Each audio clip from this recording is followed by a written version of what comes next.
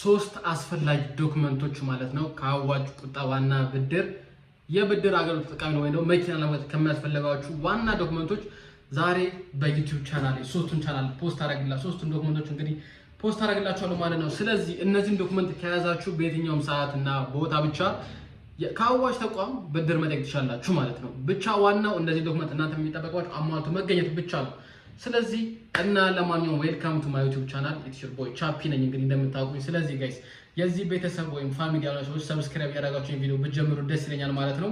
እና ደግሞ ላይክ ያደረጋችሁ ሼር ለጓደኞቻችሁ ወይም ደግሞ ከአዋጭ መበደር ላሰቡ ጓደኞቻችሁ ማለት ነው ሼር በማድረግ ቪዲዮ ተባበሩ ማለት ነው። ኮሜንት ላይ ምትሉት ጥያቄ መጠየቅ ትችላላችሁ። ኤቭሪ ታይም ስለ ታይማቸው ስለ መኪናዎች ስለምፈልጉት ነገር ኮሜንት ላይ ማሳወቅ ትችላላችሁ ማለት ነው።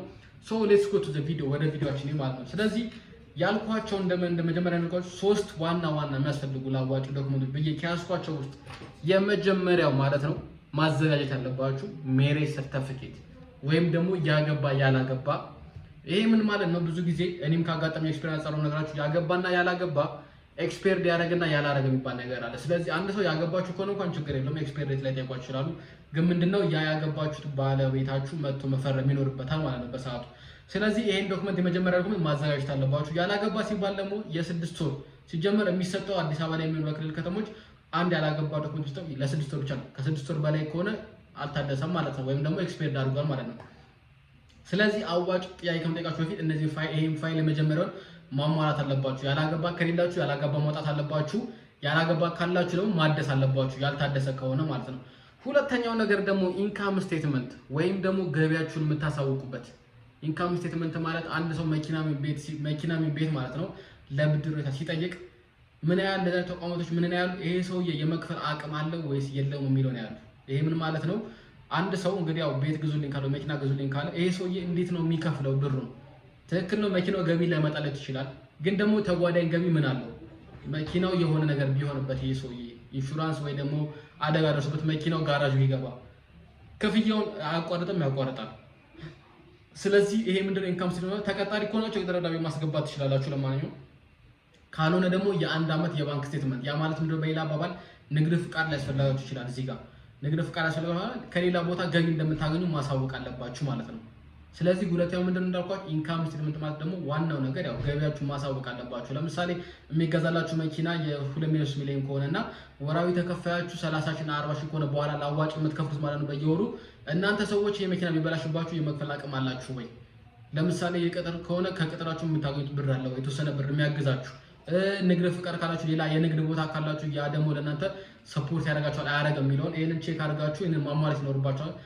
ሶስተኛና የመጨረሻው ደግሞ ቢዝነስ ፕሮፖዛል ወይ ቢዝነስ ፕሮፖዛል ማለት ያው እኛ ሀገር ላይ ብዙ ያው ኦሬዲ ይሰጣል። ወንደ ለመናገር ይሰጣል ስላችሁ አሁን ለትራንስፖርት አገልግሎት ከሆነ ታዘጋጃላችሁ። ለምሳሌ በወር ይሄን ያህል ገቢ ያገኛለሁ፣ ይሄን ያህል ብር ከቅጥር ስራ አገኛለሁ፣ ይሄን ያህል ብር ደግሞ ከንግድ ቢሮ ከሱቄ ሱቅ ካላችሁ ትንሽ ሱቅ ካላችሁ ትንሽ ሱቅ፣ ሱፐርማርኬት ካላችሁ ሱፐርማርኬት፣ ቡቲክ ካላችሁ ቡቲክ፣ እንደዚህ የቤተሰብ ምንጭ ካለ የቤተሰብ ሰፖርት የሚያደርጋችሁ ማቀረብ የምትችሉ ከሆነ ከቤተሰብ በየወር ይሄን ያህል ብር አገኛለሁ፣ ሼር ካላችሁ እነዚህ ሁሉ እንደ መረጃ ስለሚጠቀሟቸው ለነሱ ማለት ነው። ወይም ደግሞ ቶሎ ፕሮሰሳችሁ እንዲያልቅላችሁ ከፈለጋችሁ እነዚህ ሶስት ነገሮች ማሟላት ነው የሚጠበቅባችሁ። ሶስቱን ነገሮች አሟልታችሁ ከጠበቃችሁ እና በስትክክሉ የሚሰጣችሁ ወረፋ ጠበቃችሁ ከሄዳችሁ እመኑኝ በእኔ ታመኑ የመኪና ወይም የቤት ባለቤት መሆን ትችላላችሁ ማለት ነው።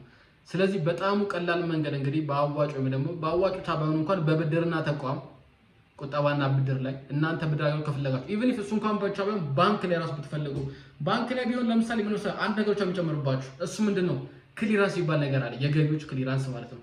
እሱን የምታሟሉ ከሆነ የገቢዎች ክሊራንስ ካላችሁ ባንክ ላይ ይሰጧችኋል ብድር አገልግሎት።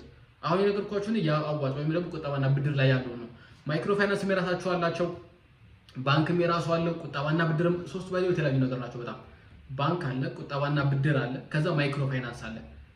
ባንክ የሚባለው ቁጠባን አይጠይቅም። እንደምታውቁት ኮላተራል ነው፣ የሆነ ማሳጃ ይዛችሁ የምትቀበሉት ብር ነው። ለምሳሌ ቤት ካላችሁ ቤታችሁን አስይዛችሁ ብር መቀበል ትችላላችሁ። መኪና ካላችሁ የመኪናችሁ ሊብሬ ተይዞ የሆነ ብር መቀበል ትችላላችሁ። ቁጠባና ብድር ስንመጣ ደግሞ ልክ እንደ አዋጭ እንዳሚጎስ ላይ ስንመጣ ደግሞ እነሱ ምንድነው የሆነ ብር አስቀምጣችሁ ከዛ ያ ማለት በፐርሰንት ይተመንላችኋል። 25% የሚሆን 30% ያንን ብር አስቀምጡና እኛ መኪና ወይ ቤት እንገዛላችሁ የሚባልበት አሰራር ነው ያለው። ማይክሮ ፋይናንስ ትንሽ ከሁሉም የወለድ አቅማቸው ከፍ ያለ ነው። ትንሽ ማለት ነው ኢንተረስት ሬታቸው ሃይ ነው። ግን ቢሆንም ደግሞ ፕሮሰሲንግ ታይማችሁ ወይም ደግሞ ለእናንተ ያን ፕሮሰስ መጨረስ እንደነሱ ፈጣን የለም። ላይክ በሳምንትና በሁለት ሳምንት የመኪና ባለቤት ሊያደርጓችሁ ይችላሉ፣ የቤት ባለቤት ሊያደርጓችሁ ይችላሉ። ሀሳቤ ገብቷችኋል? ስለዚህ በፕሮሰሲንግ ታይም ይለያያል፣ በዶክመንት አቀባበላቸው ይለያያል። እነዚህ ዜጎች ተሟልተው ነው አንድ ሰው እንግዲህ የብድር የአገልግሎት ማግኘት የሚችለው ማለት ነው። ስለዚህ ጋይስ ኤቭሪ ጥያቄ ካላችሁ በብድርና ቁጠባ ጉዳይ ዙሪያ ላይ ማለት ነው ወይ በብድር ወይ በመኪና መግዛት ወይ ቤት መግዛት ሊሆን ይችላል፣ የምትፈልጉ ጥያቄ ካለ ኮሜንት ላይ አስቀምጡልኝ። ፒስ